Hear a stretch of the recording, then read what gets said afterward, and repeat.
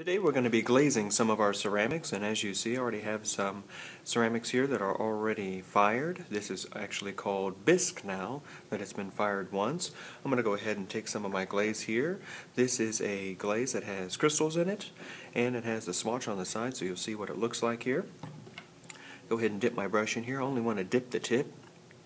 Do not want to leave my brush inside the glaze so that it actually sinks down all the way down to the bottom. Just want to dip the tip, and when I'm done I can lay the brush aside.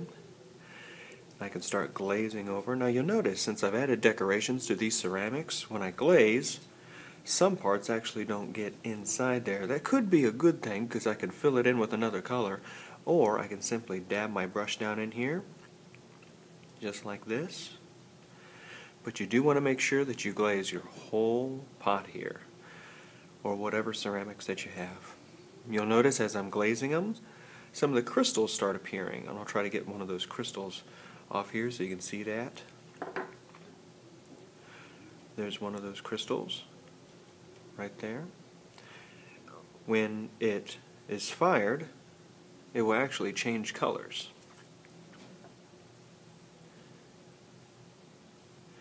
Now, when you're glazing, you want to make sure you get in all those little cracks and crevices, and the way you do that sometimes is you have to dab the brush into your ceramics there. Kind of dab that glaze inside of there.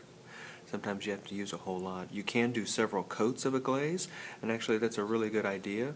You can do different colors, but please make sure that if you do different colors, that the first color is dry. There you go. And of course, the big thing you don't want to glaze, the big rule is you don't want to glaze the bottom.